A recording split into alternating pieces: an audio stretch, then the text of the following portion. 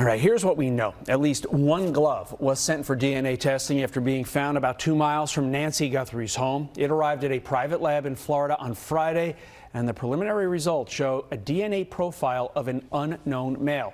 Official results will be submitted to the FBI DNA database, and the FBI now saying that the glove does appear to match the suspect's gloves in the footage from Nancy Guthrie's doorbell camera. Former Assistant FBI Director Chris Swecker joins us now. Chris, thank you for joining us.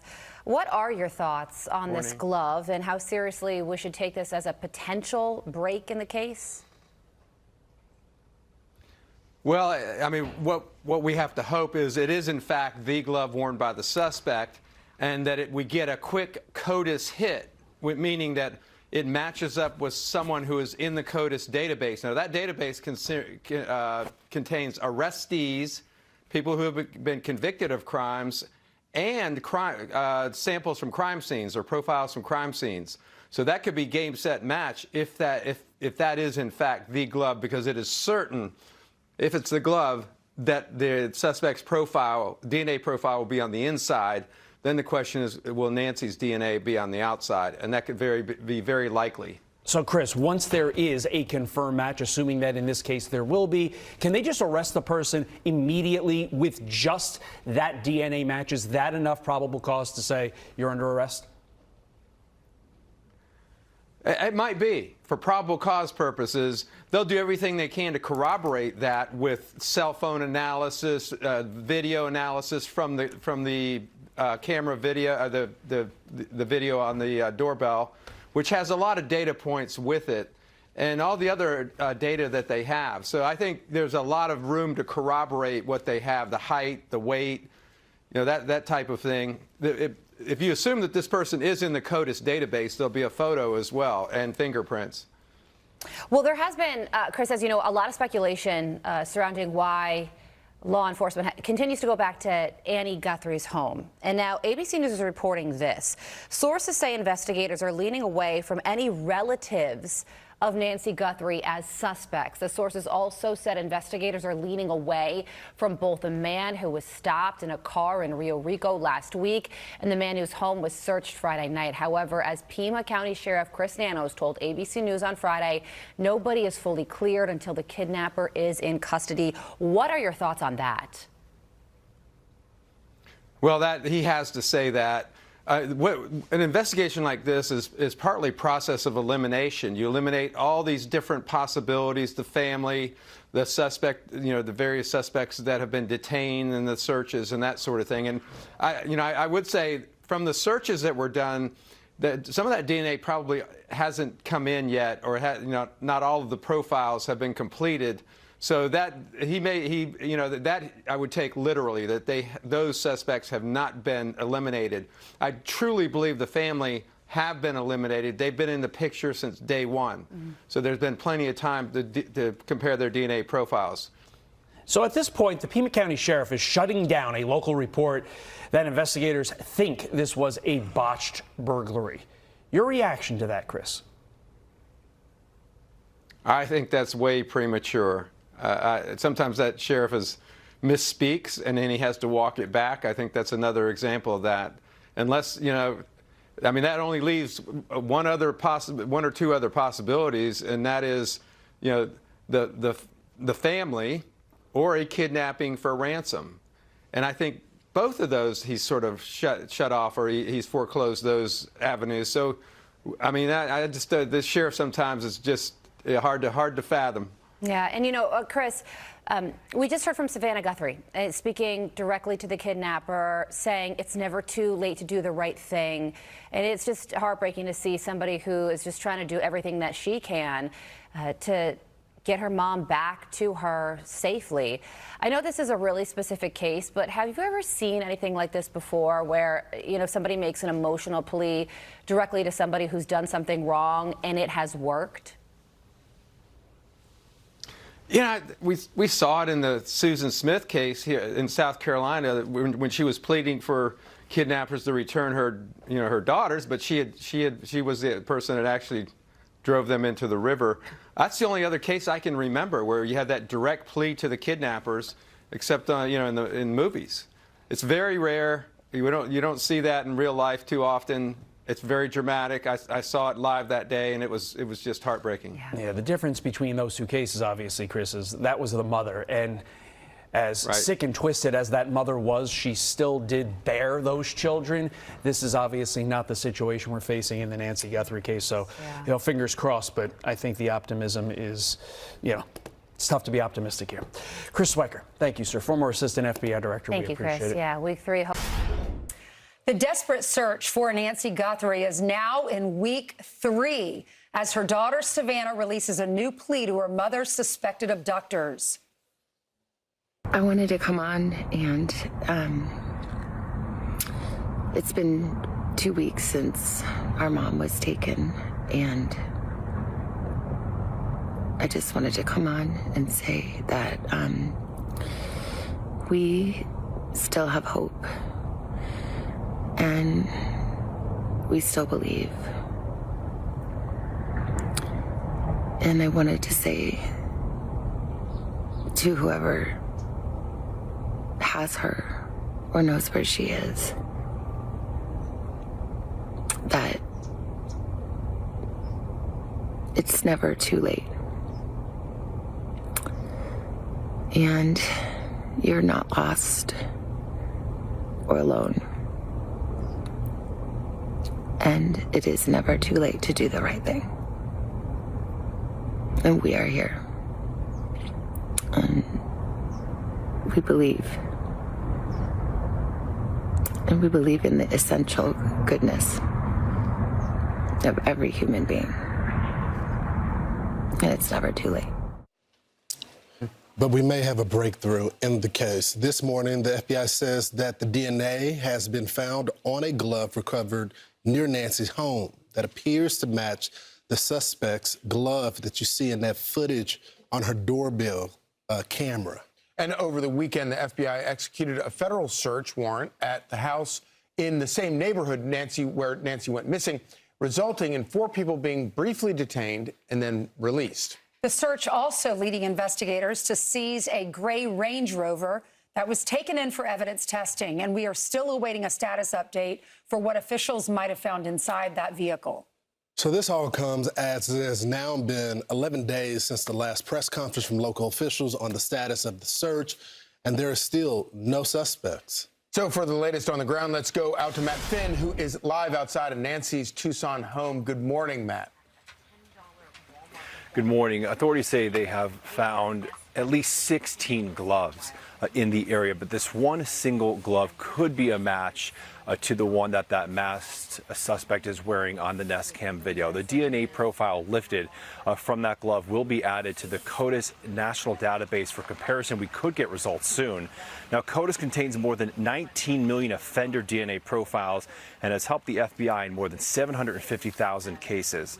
And Fox News Digital reports that investigators are using a high-tech Bluetooth scanner on the bottom of low-lying helicopters to detect Nancy Guthrie's pacemaker signal. The helicopter flies low in grid-like patterns to try to pick up her signal. And in an interview with the Daily Mail, Pima County Sheriff Nanos is quoted talking about Google trying to recover new video from another camera on Nancy's property, saying Google said at first we do not have anything, but we're going to do our best to try what they call scratch. It's hard. It's like scratching through layers. Think of it like you have 8 layers of paint on your house. I just hope they can scrape a camera shot down that driveway to identify a vehicle, because my goodness, you cannot put a mask on a vehicle, right? And we have some fresh drone video that shows you an angle of Nancy's house you may not be seeing too much. It's the back side of the home and the rear patio. You could see that blue door on your screen right now. That is the main back door with some glass window panes. If you look on your screen, you could see we don't see any immediate damage to any doors or windows in the rear of the house, although that is our unofficial view. So far, the sheriff has not confirmed whether there was any, and that's the second blue door on the garage area, it seems. So far, the sheriff has not confirmed whether there was any forced entry and has not confirmed if the suspect used the front or back door or one of the many windows on the home. Back to you guys. Okay. Thank you so much, Matt. Thanks, Matt. David Spunt now in Washington with more on the federal response. And David, what do you have there? Well, Bill, there is frustration among law enforcement, both local and federal. It's really palpable in speaking with sources. The Pima County Sheriff's Office is still leading this investigation, but the FBI still continues to be involved. There were reports last week that the local sheriff was not sharing information with the feds. He denied that on camera in an interview with Fox late Friday. But more on the suspect. Officials with the FBI believe the man is 5'9" or 5'10" inches tall. Authorities say he wore this black 25-liter Ozark Trail hiker pack backpack. Details confirmed through forensic analysis by the FBI's Operational Technology Division. We've heard a lot about these gloves, as Matt just mentioned, over the past few days. The one glove that Matt mentioned in particular did contain some of the DNA authorities are interested in. They want to know if that DNA on the glove provides any sort of hit, Bill and Dana, connected to a person. But this is important. That suspect would already have to be in the FBI database. Listen here. Been some kind of contact, be it an arrest, a possible person of interest, some reason that the DNA would be in that database. So it's not something where there's going to be DNA that it could link it to any person. There's going to have to be that kind of integration into it. Agent who spent years with the Bureau. Most of the evidence in the case collected is at a private lab in Florida sent by the Pima County Sheriff's Office, but the FBI wants to take that evidence, whenever it gets a hold of it, to the FBI lab in Quantico, Virginia, outside of D.C., where investigators process the majority of evidence collected from around the country. Now, it's possible they eventually get that evidence, but for now it's in the custody of the Sheriff's Office. And of course, we've mentioned it, and it's important to keep saying it, the Bureau offering a $100,000 reward for information leading to Nancy Guthrie. Any information, we've had the number on our screen. You can call the FBI, 1-800-CALL-FBI. Bill, All right, Dana. David, thanks. David Spunt working that story in Washington. Thank you, sir. More on this with Callahan Walsh, an executive director of the National Center for Missing and Exploited Children and co-host of America's Most Wanted and In Pursuit. Callahan, thank you for being here. Savannah Guthrie issued this statement by video last night. I wanted to say to whoever has her or knows where she is that it's never too late. And you're not lost or alone. And it is never too late to do the right thing. And we are here. And we believe. And we believe in the essential goodness of every human being. So 2 questions for you, Callahan. One is your reaction to that video and the specific language of her saying you are not lost or alone, and then the challenges that the family has entering week 3, where the evidence, we get a little bit of here and there, but they want very much for this story to stay in the news so that they can help find their mother, but it gets harder without new evidence. Yeah, watching that video just absolutely breaks my heart. You know, our family knows what she's going through. It took 2 weeks to find my brother Adam Walsh back in 1981 when he went missing in South Florida. And the not knowing is the hardest part, something my parents always said. But she hasn't given up hope, and that's what's important. There is still a possibility that Nancy can be found alive. We're all hoping for that outcome. And with this ebb and flow of information and the case going hot and cold, hot again, back to cold, it's just gut-wrenching for this family. We think we're so close to getting the perpetrator and getting Nancy back alive, just to be, have these individuals released again.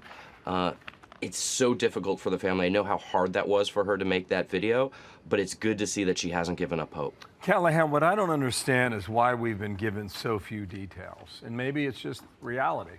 Maybe it's all they've got. Mm-hmm. I mean, we're just like going on the facts and the facts on the timeline that were given out, well, 2.5 weeks ago. You can address that in a moment. This is Ed Smart talking about, the search for his daughter in Utah as well. Here he was on ABC. Once you have the initial shock, but it never goes away. And, at night you wonder, where is she? How is she surviving? What should I be doing to find her? And that just repeats over and over in your mind. In the end, I felt that it was so important to keep Elizabeth's face out there, to do everything that we possibly could to keep her alive in the news. I find that comment so intimate and so important. I imagine you felt many of the same feelings and thoughts. Absolutely. You know, during that search, it's so difficult for these families. You stay up at night having these horrible thoughts and you feel powerless. You know, law enforcement is trying to do everything that they can, but obviously they can't share every piece of information, even with the family. And so you sit there at night thinking, what else can we do? How else can I get out there? How else can we keep this alive? And keeping the story in the media is part of that. You know, we talk to families all the time that say, continue to advocate for your missing children, continue to advocate for your missing loved ones. Anytime there's an anniversary or something special, you know, get it out there to the public on social media or your local news. Make sure that people are continuing to talk about these stories. One of the also very interesting thing, Callahan, is that just the new technologies that are being used in all of this. So obviously there's the DNA match. That's not necessarily new, but today we just saw that video of the helicopter doing a grid search, trying to make a match with her pacemaker, which we understood from an interview that Bill did last hour, that uses a very low battery so that pacemaker could, he said, would definitely still have battery. So if it's there nearby, it would ping. Yeah, that sniffer technology that they've rolled out is very interesting. And this is something I said early on in the investigation, that they have to think outside the box, because what law enforcement regularly relies on is cell phone tracking, tracking credit cards, scanning license plates. They didn't have that in this case. All that was left behind at the scene of the crime. So they have to turn to these alternate methods. And this one, you know, that we don't see very often is one of those alternative methods. And hats off to them for thinking outside the box and rolling out this new type of technology. So with regard to the DNA that's now being tested at the lab in Florida, it's my understanding that the family's DNA is already there, so they could test that and take people off the list. What if you find that DNA and you put it in the national system and you cross-check it with the local system and you don't get a match? Where do investigators go if they reach that point? Right. Well, we know that there was some DNA collected in the home, unknown DNA that was not Nancy's or related to Nancy. The question is whether the new glove that was found on the side of the road, whether the DNA in that glove matches the unknown DNA in the home. If that's the case, then we know that's the perpetrator, because that glove matches the type of glove seen in the video. And so while it may not provide an immediate name if it's not a match in CODIS, because again, that DNA that was found in the home didn't match Nancy, but it was unknown, so it didn't hit to CODIS. But it does provide a breakthrough in the case. Honestly, it gives law enforcement a tool to move forward with to compare any future DNA of any suspects or persons of interest that they may come across. Callahan Walsh, thank you so much for being with us today, and let's hope for some really good news, and then we'd love to have you back. Thank you. Thank you for having me. A new development as the desperate search for Nancy Guthrie enters week 3. Investigators are looking into new DNA evidence from a single black glove that was discovered about 2 miles from Nancy's house. And the FBI says it appears to match the gloves the masked suspect was seen wearing in that doorbell surveillance video. Hello, everyone. This is Outnumbered. I'm Emily Compagno, here with my co-host, Kaylee McEnany. And also joining us today, Rosanna Scotto, Fox 5 New York anchor and host of the Underground Economy on Fox Nation. Donna Rotuno, Fox News contributor and criminal defense attorney and host of the Fox News true crime podcast, Crime and Justice with Donna Rotuno. And Paul Morrow, Fox News contributor, attorney, retired NYPD inspector, and host of the weekly rap sheet on Fox Nation. Now, investigators are pushing back on a report attributing Nancy's disappearance to a, quote, burglary gone wrong. The Pima County Sheriff Chris Nanos telling Fox this: "It did not come from us," he writes. "No idea, and even though that is one of many possibilities, we would never speculate such a thing. We will let the evidence take us to motive." One source also telling Fox this, quote, "This is not the working theory inside the unit. Nighttime residential burglaries are so ridiculously rare, crazy rare. We don't have any indication that Guthrie really kept anything valuable there. And if this was a burglary gone wrong, they don't take the victim with them usually." The FBI, following the same tune, simply telling Fox this: no clue where that came from. Savannah Guthrie says her family is not giving up. We still have hope. And we still believe to whoever has her or knows where she is that it's never too late. And you're not lost or alone. And it is never too late to do the right thing. Such a heartbreaking video, as they all have been. Paul Morrow, what do you think about the latest in this case? How are you reading? What's the current status of the investigation? So I don't know where this rumor came from either, because I don't see any indicia of that. The only reason I could see that that would matter potentially is if they really felt it was a burglary because stuff that was taken could be fenced. And so they knew where to touch to see, okay, if some of that stuff comes out the other side. The problem with that is that they've stated from the beginning that they can't ascertain that anything was taken. So I don't know where this burglary theory is coming from, and I don't really think it matters very much. I think right now you have a couple of vectors that are worth pursuing, and I'm sure they're pursuing them very hard. We know that DNA is something that they're scraping at. The glove reportedly has DNA. The statement that was put out caused a little confusion. The supposed match where they say, okay, it closely resembles. The DNA isn't a close match. They're talking about the glove that they found looking like the glove in the video, which is a very different thing. The other thing, and we've talked about it, Don and I have talked about it ad nauseum, is the stuff in the video that you can go back and do the purchase history. Right? I mean, the Walmart purchase history, we know now at least 2 items they say come from Walmart, right? The mask and the backpack. I think they've likely identified the shirt, although they haven't come out with that so far. So I think that the purchase history, the DNA, look, they clearly swung and missed on the DNA first time around, because if they had gotten any worthwhile DNA, you would be able to say things like, okay, the person's ancestry comes back to Northern European male who has this color eyes, et cetera, et cetera. Good DNA can give you that kind of thing. So I think at least the initial blush of DNA that they reportedly found hasn't gone where they wanted, but there's other DNA in the mix here, and there's always the familial DNA that we talk about. And then the last thing, and I laid all of this out on the ops desk, my website, is if you can get somebody to come forward. You know, that's why the reward is so important, excuse me. It's possible you're going to get somebody on the edge of this thing, because if more than one person is involved, that means 30 people are involved, because there's no way 2 people ever keep a secret. If it's one person, you got a little bit more trouble. So that's how I see it. I see DNA, I see clothing match, and I see potential, witness coming forward to give some information. But look, you got to look at Mexico. There's Walmarts in Mexico, too, and that's all I'm going to say about that. Donna, what's your read on the evidence we have and the evidence we don't? There's a lot of speculation. Well, I agree with Paul. This is going to come down to solving this based on these pieces of information. And what we know is there's this glove was found. Can we link this to the scene? I mean, I think Paul's right. It's a little bit of a stretch to say it's the same glove that you can see on that video, because who knows? Could it be? Maybe.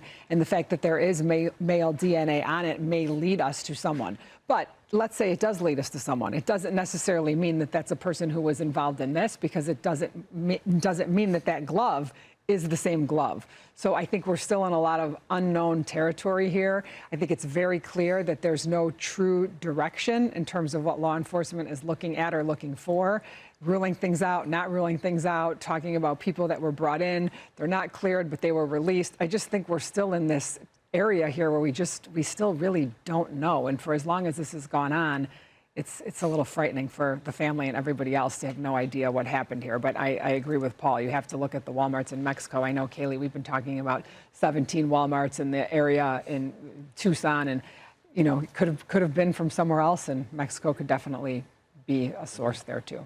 Yeah, Kaylee, it seems I don't know. Well, I mean, I guess difficult to oversimplify the notion that someone would have a direct purchase with either a credit card or cash on video, from a brick and mortar store in this day and age of Amazon and Goodwill and borrowing and getting everything. I mean, half the stuff in my closet was not traceable in that way. I can't imagine for things used for nefarious purposes.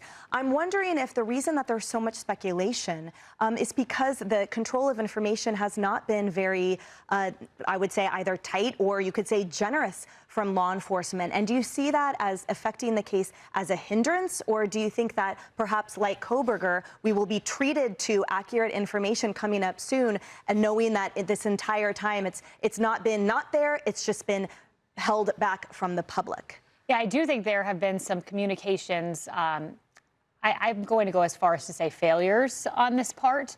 But at the same time, I recognize the very difficult position of law enforcement. There is so much media on the ground. I mean, Paul, you can attest to that. Oh, yeah. And every time the wheels on that SWAT vehicle move, you've got cameras following, you've got drones in the air. And there have been so many ebbs and flows in the investigation. And part of it is media coverage, and part of it is a lack of providing information. But they're in a tough spot when the wheels move on that SWAT vehicle, and then they're looking at a Range Rover in one location, but it's unclear whether that's even connected to this case. And then there's a house that they acknowledge that they're doing a search of, which is in another area. And the media is trying to piece this together. So the best thing that in my view, the communicators can do is put out information that will not compromise the investigation, but also gives media clear direction. So media doesn't go down these rabbit holes that end up being, let's say, a Carlos situation, the individual who had cameras at his home, and now the sheriff says, look, we don't believe he's connected at this moment, not ruling anyone out, but we're satisfied with his alibi. So that's that. The 17 Walmarts, I would just say this, CBS is reporting that Walmart has given records of all purchases of a black Ozark Trail hiker backpack. They pulled data online and in-store backpack purchases for the past several months, including outside of the Tucson area. So Walmart is being incredibly helpful here. But to your point, Emily, I mean, how far back could this purchase have gone? How long have they been selling the black Ozark backpack? These are all important details. Yeah, it seems to me like it might be, I don't know, easier or simpler to use AI technology to try to triangulate that backpack within other camera footage there in the Tucson area rather than assuming that that was purchased new from a Walmart. Rosanna, I'm curious, you've covered so many of these, shocking crimes, and just what is your read on this writ large, and especially given that Savannah is one of our own here? First of all, we know Savannah. I know her obviously from the morning show, but personally as well. And when we see her, we're just heartbroken because we can only imagine, God forbid, if it was one of our family members. But what I'm going to say is I have become an amateur sleuth like everybody else in the last few weeks. I've been disappointed. I thought that I'd wake up in the morning and there would be somebody in custody and it would be over with. But we're finding out so many crazy little things. Like today, the New York Times was reporting that there were so many discarded gloves around the crime scene, right, Paul? Yeah. And they belonged to the investigators. They were just taking their gloves off and throwing them on the ground. Not even, it doesn't even make sense to me. The other thing that I kind of find interesting that is just being reported on TMZ, Harvey Levin has now received a 4th email from the man claiming to know who kidnapped Nancy Guthrie. And what this person says is kind of interesting. He wants, obviously, money in the Bitcoin account. And he says, in part, I know what I saw 5 days ago south of the border, and I was told to shut up, so I know who he is, and that was definitely Nancy with him. So now Harvey Levin has gone on TMZ saying, basically, if this is really true, you need to give me more information than this before we start, making sure that you are the person who has the information. So for those of us who are, armchair quarterbacking and trying to figure out what's really going on, where the investigation is pointing these days, it's everywhere. Right. It's everywhere. And if the DNA comes back and that DNA does not show that that person is in the crime system, has a criminal background, we're back to square one. Paul, I have to, given that breaking news, just your take. So we have a 4th email reported by Harvey Levin that says this person saw Nancy Guthrie south of the border, was told to shut up, and says, I have this information, requesting a financial reward for it. Your read on what steps law enforcement would take next, given this breaking news? Well, a couple of problems with that right off the bat. First of all, you would have to assume that she's secreted someplace by her captors, right? So this guy is saying, I'm going to come forward, but I fear for my life, so you got to pay me this Bitcoin, right? Well, they're going to know, if the situation is how it almost certainly is, that you're the one who saw her, and therefore when they get given up by somebody, they're going to know it's you. So the idea that somehow or other this guy is going to remain anonymous, give me my $100,000 so I can go underground, just defies logic. Second of all, oh, you saw her? What was she wearing? Give us something that we can go on here so that we know, okay, you're legit. Savannah can probably verify it. I don't buy any of this. Really? Yeah. All right, guys. Well, so much more. We will keep you up to the minute. Moments ago, President Trump weighing in on the Nancy Guthrie case, telling the New York Post he will instruct the Department of Justice to seek the death penalty on the potential captors if the 84-year-old grandmother is not returned safe and sound to her family. President Trump went on to tell the Post they will face, quote, the most severe federal consequences if Nancy is found dead. Which we are a long way from that point, Paul. So just sort of picking up where we left off, a lot of digital threads to pull. And do you think that ultimately it will be digital evidence that will help break the case, or do you believe it will be genetic evidence that will do so? Or both? Tough call. I mean, you know, one digital vector in this thing that we hadn't explored was if the purchase history that Walmart has, and the various Walmart stores have different metrics for how long they retain the video. So let's say it's outside the range of where they retain the video. Their video is going to be very much like the video that she had at her house, which is it's not actual video, it's code. So my point is you may have to do something similar with the, let's say they identify the purchase, but it's 3 months ago, but they only have 2 months worth of video recorded. You might have to do something like they did with Google, which is go in, see if you can retrieve enough of that code to build an image so we can get a look at this person. So that would be very key. And then the other thing, of course, is that with Donald Trump talking, you have to wonder if the case is about to go completely federal. I'm wondering what the jurisdiction would be. Yeah. Donna, you broke the news that Harvey Levin claims he has a fourth email with someone who claims that he saw Nancy Guthrie south of the border. So a lot of information to sift through. But he's still asking, like, I want to make sure that this is, you're really involved and you're not making this up. Right. Look, Savannah Guthrie went on TV or on her Instagram yesterday, and she is holding out hope. She said, it's not too late to basically give me back my mother and whatever the situation. I don't know how it ends from there. I think it's kind of interesting. They're flying planes in that area, looking for some kind of signals from pacemakers. Now, I think we've had doctors on who've basically said the pacemaker can work without the base. So she could be okay, right, Paul? Yeah, it does work without it, yeah. Okay, so, but I guess they can get a ping from a pacemaker? It's hard, and it's very, very low energy. You got to know what you're looking for. Each pacemaker has an individual footprint. That's what they're looking for, the fingerprint of the pacemaker, but it's a very low energy thing, and that's why they're playing in all of this. Why didn't they do that sooner? Right. Katie, let's get your thoughts. Yeah, I would just say there's frustration on a lot of people's parts, mine included. You know, Tyler Robinson was found the next day, Brown University, 5 days, Luigi Mangione, 5 days. And then you even go to Kohberger, and Kohberger was 47 days. But Richard Kolko of the FBI told me this weekend that the Kohberger case, they actually knew who he was very, very quickly, and the sheriff was tight-lipped in that case, as he should have been. So frustration, and when you talk about Savannah's video, I think of all the ebbs and flows of this and how it's affected the American public and how that must affect her having hope and then having disappointment. Final thoughts, Donna? Yeah, I'm just surprised we didn't do some of this sooner. I think that's really interesting. We were watching these helicopters fly over low. Like you said, Paul, they're looking for something specific because more than one person there is going to have a pacemaker. So I really hope that some of these things that they've decided to do later, it's not too late. So let's hope that. I'd be looking by storage locations. I think if the person lives in the area, yes, you'd have to take that shot and see if they have, you know, they wouldn't want to bring her home. Right. And maybe they got a location. Remember the Brown University shoot? Right. Yes. All right. Well, for more rock-solid analysis from Donna, like you just heard, listen to her new podcast, Crime and Justice with Donna Rotuno, which is debuting this Wednesday, guys, February 18th. New episodes will drop twice weekly on YouTube, Spotify, Apple, and wherever podcasts are found. Donna will break down the biggest crime stories and trials across the country, tapping into legal and criminal experts, along with Fox News reporters to uncover new angles surrounding the cases that are capturing the nation. Crime and Justice with Donna Rotuno. Live from Texas, this is the Will Cain Show, where we begin with a Fox News alert.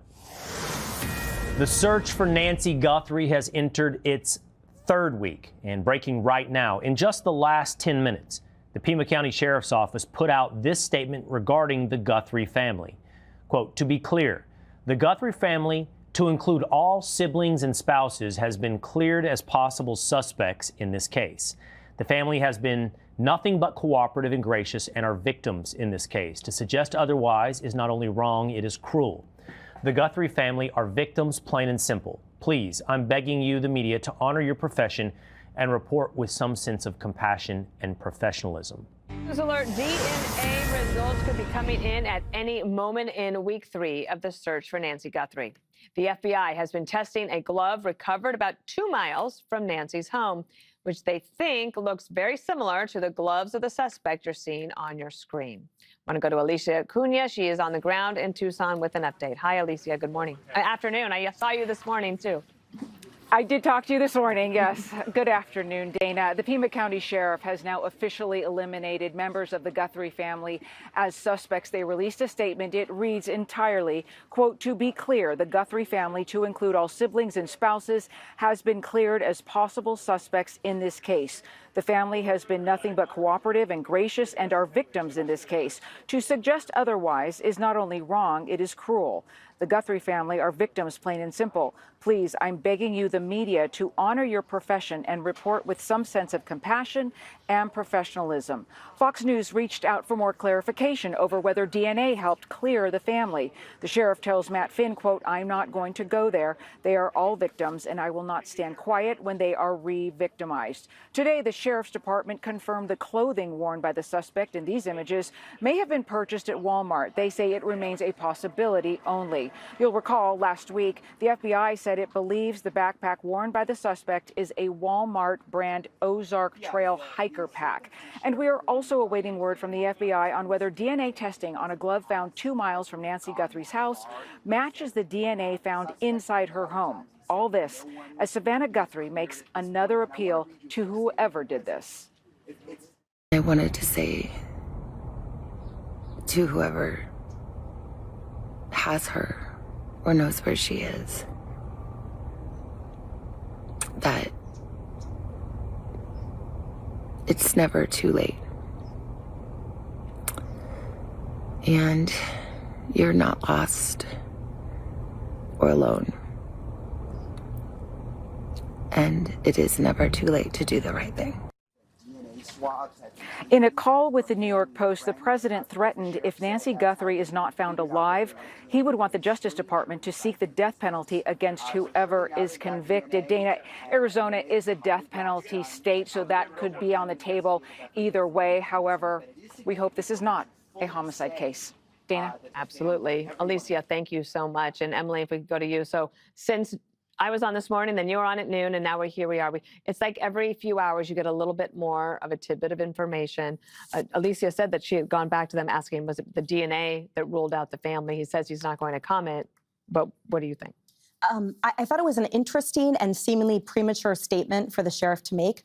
I'm surprised that either at the outset, he didn't say, please respect the family who are all victims in this and respect the investigation while we pursue all leads. I think now it seems as if he's making that point in the absence, however, of any kind of identification of who the actual abductor was. So here we're sitting with the same dearth of information, but all of a sudden we know significantly, if this were true, that the family's ruled out. That is a major conclusion to make. So if that is indeed true, it means that they either know a lot more that they haven't shared with us, i.e. who the perp is, or it's just a PR execution on their part. I will say that just briefly, for the DNA points that many are making, and including the investigators who are saying we're trying all avenues with DNA, just remember that the default after the Golden State Killer in 2018, after that was used, the default was switched on these ancestry websites to not share your DNA with law enforcement. So people, I think, optimistically think that there's a huge chance that someone's DNA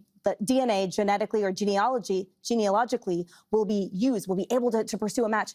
Overnight, it went from millions of profiles to thousands. So it's incumbent, if you believe in solving cold cases and new cases and coming to terms with the privacy issues surrounding these very narrowly tailored DNA acquisition attempts, then please toggle off or toggle on, whatever it's called, so that you can be a part of it, because this is an uphill battle for these investigators. The sheriff hasn't done a press conference in a few days, but he did issue this statement today, Tyrus. Yeah. The frustrating thing is we don't really get to focus so much on what's going on with the victim in this.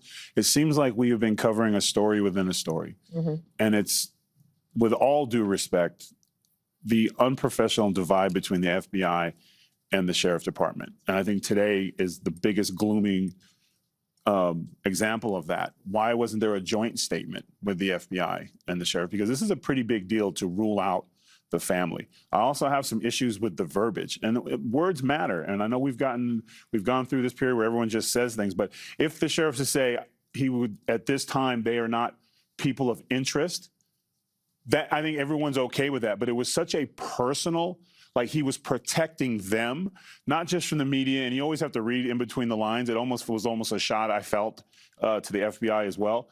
So I think the verbiage, the sheriff is just, I think the frustrating thing is both sides want the same result. They want this woman home. They want her safe.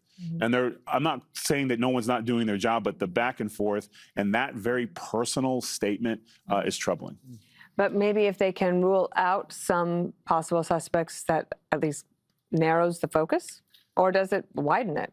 Yeah, well, you would think that if they are using DNA to rule out family members, then they must have a really good DNA profile that they're able to use. And obviously, whether or not that person, I guess it'll probably depend more upon whether or not that person has a criminal record, and so that their DNA is in there to begin with.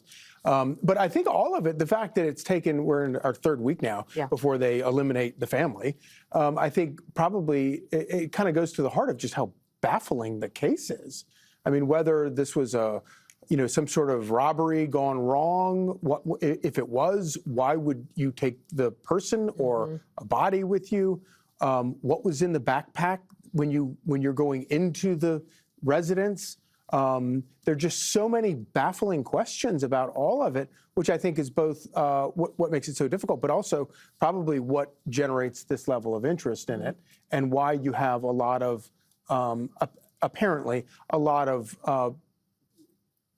really nasty, gross people trying to capitalize off of it with and my belief that the letters are probably for the ransom. That they've seen an opportunity and they're trying to take advantage of it. And I think that has been something that is interesting to watch over these past 3 weeks. So Savannah has kept people updated to the extent that she can, and she's not appealing to the kidnappers. In the latest video last night, it seemed like she was appealing just to the person or the persons who are saying it's not too late to do the right thing.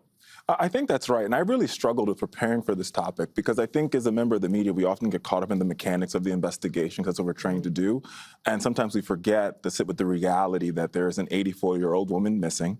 She's a mother, she's a grandmother, and this family has to wake up with not knowing whether it's good news or it's bad news every day for the past couple of weeks. If they're sleeping at all. Yes, exactly. They're like, well, we just don't know. And as somebody who has both my parents alive and I watch them age every day, think about their vulnerability, I can't think like how I would be in this situation. So right now, my heart goes out to the Guthrie family because this cannot be easy.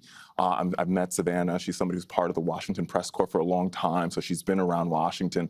And just to see the terror and the fear in her face as she's trying to find her mother, it's heartbreaking. And so I think sometimes, and to your point, Charlie, like to separate our job as journalists versus there's a human element to that, and the human element is so real, in this case more than any other. And a huge amount of interest in it because of who it is. Not only just who it is, but also to think like, who would take an 84-year-old woman? That's right. And people who care, who genuinely care. Yes, very much. All right, well, we will move on to the next topic and bring you any news on the Savannah Guthrie update as we have it. Coming up next. Back here in the U.S., the sheriff in Pima County, Arizona, says all members of the Guthrie family have been cleared of suspicion in the disappearance of 84-year-old Nancy Guthrie. Also tonight, the FBI says a glove containing DNA was found about 2 miles from Nancy Guthrie's Arizona home and appears to match those worn by a masked person outside her front door the night she vanished. We're awaiting test results from the glove. These latest developments come as Savannah Guthrie posts another message to her mother's abductors. Chief Correspondent Jonathan Hunt is in Tucson, Arizona again tonight with the latest. Good evening, Jonathan. Good evening, Brett. Like so much else in this case, the glove could be another huge breakthrough. It could be another road to nowhere. The very fact that investigators believe it matches the gloves worn by the suspect seen on Nancy Guthrie's doorbell camera in the early hours of the morning she disappeared makes it significant. The fact that they have found DNA on it makes it even more so. But that DNA needs to come back as a match with someone in the FBI's combined DNA index system, CODIS, to be of real use. If the person who wore that particular glove has never committed the kind of crime that would get them into CODIS, then investigators might be back at square one. On Sunday, Savannah Guthrie posted another Instagram video, again appealing to whoever might have her mother Nancy. And I wanted to say to whoever has her or knows where she is that it's never too late. And you're not lost or alone. And it is never too late to do the right thing. But a former FBI profiler who worked on the Unabomber case says the Nancy Guthrie suspect has all the hallmarks of a narcissistic psychopath, and that may make him immune to any emotional plea. The most important thing to know about a psychopath is they do not care about any harm or pain or suffering they cause the victim or the victim's family.